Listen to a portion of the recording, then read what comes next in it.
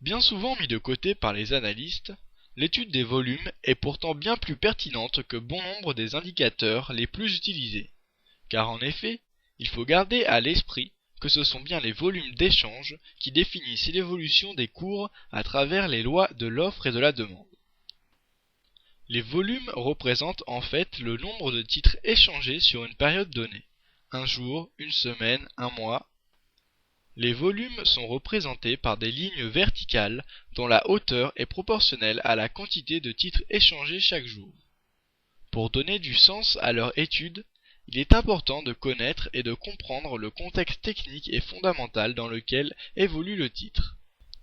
Les pics volumiques constituent l'un des éléments les plus parlants dans ce type d'analyse. Ils permettent, en effet, de tracer des lignes de tendance. L'étude de ces lignes de tendance et le fait qu'elles soient franchies ou non notamment permet d'anticiper des changements de tendance ou d'attester de la validité d'une sortie de canal et de nombreuses autres figures chartistes. Voilà, donc ici par exemple nous avons l'action Vinci, donc de 1992 à 1996, et donc dans la fenêtre du haut nous avons les cours et quelques moyennes mobiles, donc la moyenne mobile à 150 jours, la moyenne mobile à 50 jours et la moyenne mobile à 20 jours.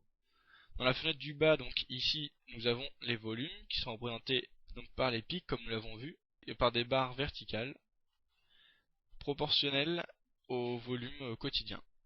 Donc nous allons voir un peu les tendances qui se dégagent tout d'abord dans les cours. Donc ici on a clairement déjà une tendance haussière qui se dessine. Hop, avec un support qui semble se former le long de la moyenne mobile à 150 jours, que l'on voit ici tracé en orange. Donc on va essayer de tracer la résistance, donc le haut de ce canal. Voilà à peu près, voilà, donc on a une première tendance haussière. Donc on va étudier le comportement des volumes pendant cette période. Donc on va essayer de tracer une ligne de tendance donc justement dans ces volumes.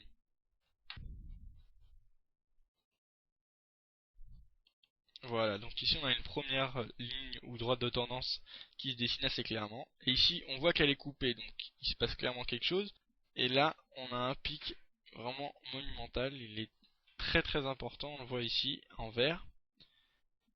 Qu'est-ce qui se passe à ce moment-là avec les cours?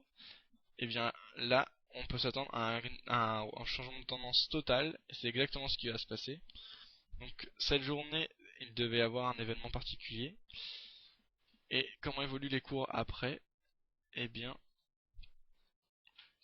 voilà, ici la moyenne mobile à 150 jours en orange devient résistance, donc on voit ici, et les cours évoluent à la baisse.